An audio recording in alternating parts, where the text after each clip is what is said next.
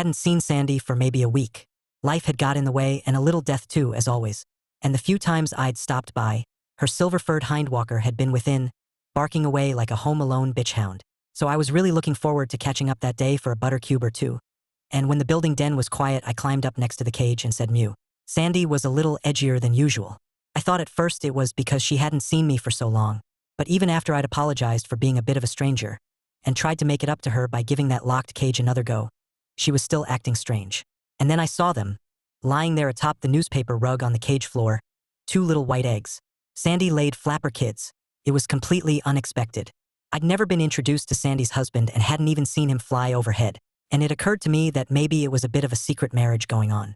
I didn't have any proof, but I wondered whether maybe Sandy had fallen for one of those sparrows and her hindwalker disapproved, just like with my mother and the Tom, so Sandy had to keep it all hush-hush. And maybe that's why the sparrows were so aggressive that day. Her husband's flock could have disapproved as well. But still, the husband would come back later when no one was around and sing a sparrow song for her, and they'd crack seeds together or peck heads or whatever birds do when I'm not hunting them down. Then I suddenly realized maybe I'd eaten Sandy's husband by accident, the father of her eggs, and that's why she was so awkward with me, despite sharing the ledge for quite a while already. How he got the door open, I don't know, but if he asked some crow to help, him and the missus might pay for it later, I'm afraid. But then I thought, why would Sandy start a family if her husband was no longer coming by? The only bones he had left back at my place and pretty out of order? Made no sense. So I figured he probably still visits her when I'm not around, and I just dragged off his cousin at worst. I doubt she even knew the bird. Sandy was just being a typical edgy flapper by the looks of it. In any case, Sandy's young were pretty well formed. They didn't look anything like her right then, but that's normal for flappers. Personally, I'd hate it if I'd waited all this time for my wife to have kittens and she popped out some cats that looked like baby turnips or something. Absolutely nothing like cats at all. And I was supposed to roll them around affectionately, but they were just these orbs that didn't even move or mew or do anything critter-like. And I try to open them just to see their little faces and whiskers, but the wife would keep swatting my paw away, telling me I wasn't supposed to open up the kittens until they were properly sat on. It would all be extremely frustrating. But still, Sandy's youngsters looked great to me, really white and soft, like they might just melt in your mouth. And I started thinking about some names for them and came up with Steven and Sally. I'd heard them around the place and they sort of matched Sandy. And I imagined them hatching as little red chicks and growing up with Sandy in the cage, and how Uncle Morty would come by the balcony to visit and teach them about keeping away from cats. Not me, but, strange cats, bad cats. But I also kept thinking how small the eggs were and how they'd fit right through the gaps in the cage wire. "You really shouldn't leave your eggs out in the open like that, Sandy," I said. "You should think about getting a nest, because that's a much better way of protecting your young, particularly if you're perched on top, sealing them in."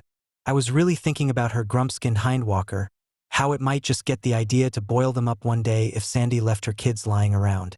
Hindwalkers really eat more eggs than anyone, as I've mentioned. You can see why building dens must be full of those elusive flat flapper nests just to feed their insatiable egg greed. But that's the age-old question. Listen, one day we may have to recruit some proper house cats to do a thorough search of the inside, just to get to the truth of the matter and put this endless egg supply issue to rest. Anyway, I didn't think Sandy really understood how easy it was to snatch her youngsters, so I thought I'd better show her and slipped my black paw in between the wires. And instantly she started flapping around the cage shrieking. "Look," I said, "I'm just showing you how easy it is." And I rolled young Sally over to the edge. Then I sort of got my claws underneath and lifted her out over the base rim. Really gentle because I didn't want to crack the precious little thing. Sally dropped out onto the stool, but the fall was only a jaws drop and the shell was fine. And meanwhile Sandy was clinging on the cage wall in siren mode. I'm telling you, she didn't trust me at all, even after all this time sharing house. There I was, though, with Sally under my paw, and I noticed her shell was a bit dusty. I thought what she needed was a little groom, just like my mother used to do to me when I was young. So I gave her a few licks, and there was Sandy still going flap crazy. "Don't worry," I said. "This is how furred kind tend to their young." I was just doing her a favor to help out, because she didn't really have much of a tongue by the looks of it. I'd seen thicker millipedes, actually, and we cats are probably the best tongue groomers out there.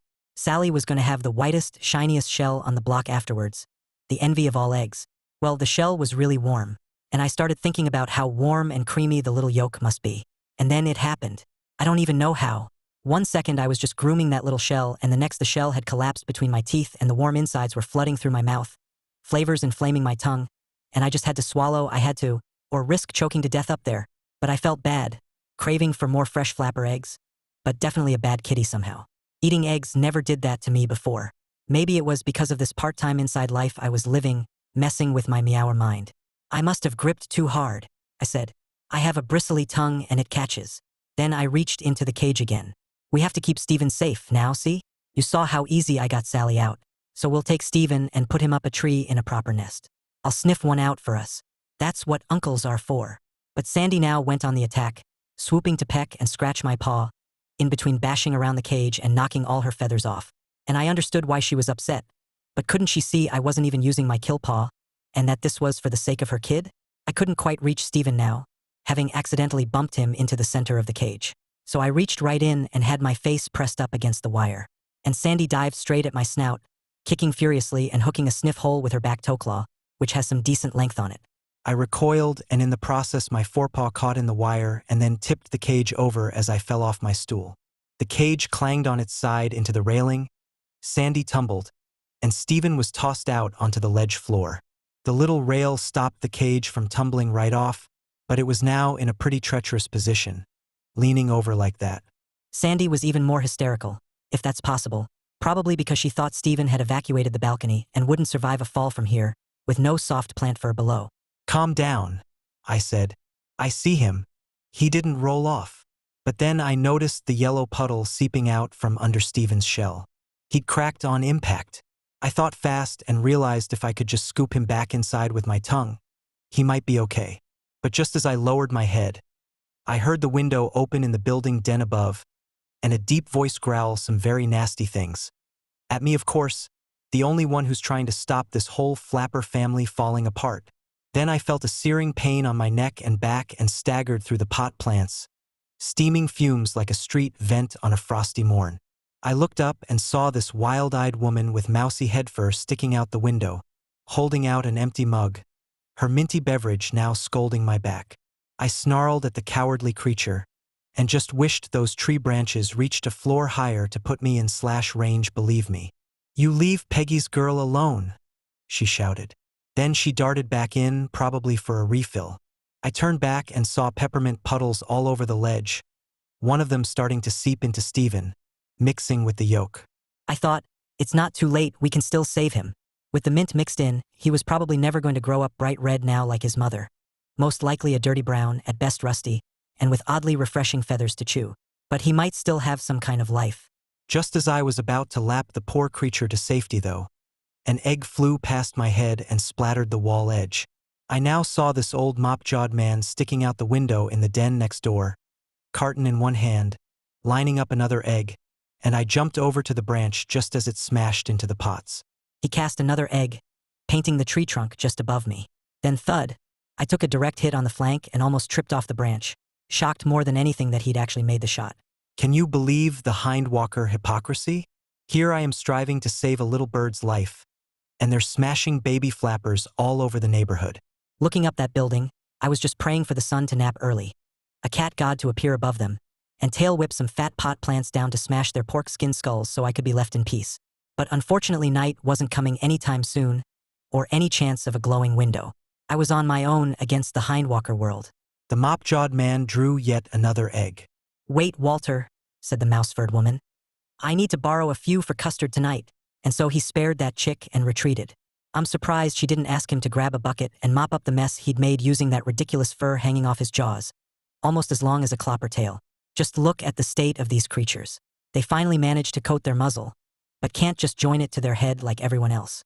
They use all their face fur up on the jaw mop, then leave the snout and forehead bare with just these squished caterpillars stuck on the brows. The weirdness just never ends with hindwalkers, I'm telling you.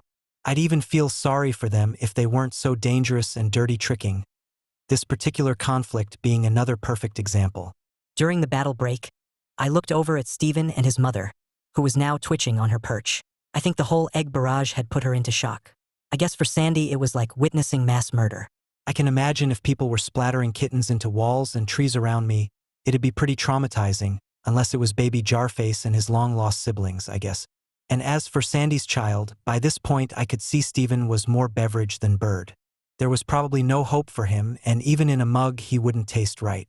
I turned and took some licks of yolk from my coat, extra fuel for the battle, when I heard the mop-jawed man running back to the window. And moving suddenly, My paws ended up slipping on some egg goo, and in a moment I was flipping around the branch and clinging upside down desperately. Then the man took his chance and hurled a wooden spoon at me. Hanging there, I couldn't evade and it struck me right in the ribs. Lucky it wasn't one of those butcher knives like Carl's, or I might have been nailed to that tree like a lost kitty sign. As it stood, my stray cat ribs, hardened on a stone mattress night and day, bounced that thing off with utter contempt. The woman thought she could outdo the man though, and threw an apple to finish me off on that branch and send me crashing. But she actually missed so badly the apple hit the inner railing of the balcony, bounced back and smashed one of Sandy's window panes. "That's your fault, you vile thief!" she cried, pointing a shaking finger at me. My fault? An interesting theory, considering I'd never thieved an apple my entire bandit existence. But seeing how useful they were for breaking in, I thought maybe I should practice swatting some around in the future. Meanwhile, I wrestled on the branch, managing to right myself. And though it was clearly smart to get paws back to cobbles, I was sensing my time at Sandy's ledge might be coming to an end, and I didn't want to leave without one last block of butter from the open mine. It might be the last gold lick I'd find for ages. This stuff doesn't exactly slide down walls and gather in the gutter for breakfast. And as I said, I still have no clue which critter has the innard it's made from. So I leaped back onto my balcony stool for a final kitchen raid, but hesitated with the broken glass on the sink and counter, wondering if pad damage was worth the risk now. And by then, the mouse-furred woman was pouring a jug of water down to flush me off. And with only a moment to dodge the cascading liquid, I pounced to the side and then had to zigzag and panic leap myself off the top of Sandy's cage, heading for the branch once more. The cage tipped under my weight, did a brief balancing act, then fell from the balcony, and I fell short of my target, hitting the branch with forelimbs alone, quickly losing grip on paw 1 and 2, 3 swinging up too slow to help, until I found myself plunging after, gulping rushing air. I saw Sandy just below, trying to flap her way down. But that cage had no wings and smashed nearby with the force of a motorcar collision, buckling and bouncing into the building wall. As for me, I twisted around in freefall and pulled off a decent tumble landing. For once, I'd actually outdone a bird with that little flight, and am pretty proud of it to this day. The first thing I did after landing was check on Sandy. Her cage was badly buckled, but she was still locked in, stunned but still flapping, and I went over to assist. "I know it was a rough escape from the balcony," I told her. "But with any luck it busted that cage enough to finally get you out of here." The 2 attackers continued shouting at me from above, but I didn't care. I was willing to dodge their entire kitchen arsenal if it meant maybe I could help Sandy witness a world without wires now once and for all, and take her back to my place to recover and learn about her new outside life, where she might even lay a bunch more eggs in my sofa den. That's when a rusty-furred hindwalker couple came hurrying along the side of the building though, coat hides flailing. "Quick, he's gonna get the bird," the man said. They rushed at me, kicking wildly, and there was no way I could get Sandy out now.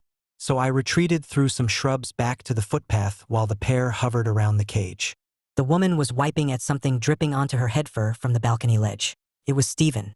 No doubt a last-ditch effort to get to his mother down below. I was fuming, and not just with that hot beverage. These people were probably going to blame me for the whole thing, the mess, the flapper chick massacre, the broken window, and sending Sandy crashing into the ground. I don't mind being blamed for proper backstreet banditry if I'm guilty. In fact, I'd like the credit, thanks. But I won't take the fall for every hysterical hindwalker in this town. And I just knew it would never be the same up on that balcony now, that my little gold-licking getaway spot on the inside was probably ruined for good. If they'd all just minded their own business, Sandy would still be up there where they put her, and Stephen might well have been salvaged and growing safely in a shell, or at least kept warm with Mr. Tum instead of falling drop by drop off a sill to his doom. What a horrible, drawn-out way to go. The couple carried Sandy inside the building now, under guard, and there was nothing more I could do, so I scrammed just like everyone wanted. And I was right about the fallout too. When I did some follow-up scouting a few days later, I saw they'd cut off the branch I'd used to reach the balcony. The hindwalkers no doubt told everyone I broke Sandy's window raiding gold lick. An absolute lie. And so the windows were also shut tight now, probably locked up for good, and the broken glass was patched with cardboard so you couldn't even sneak butter out through the hole. The gold lick mine was officially closed. And Sandy's cage was nowhere to be seen, which brought an end to my flapper friendship too. That was the last I saw of the inside life. But it was probably for the best. Like I said, You don't want to get too comfortable on some building ledge and end up being cemented out of nowhere like a gargoyle. That pouring minty beverage could easily have been pouring concrete. Okay, if that happened, maybe someone would finally stick some wings on like I wished for. But what good will those do me if they're too stiff to flap?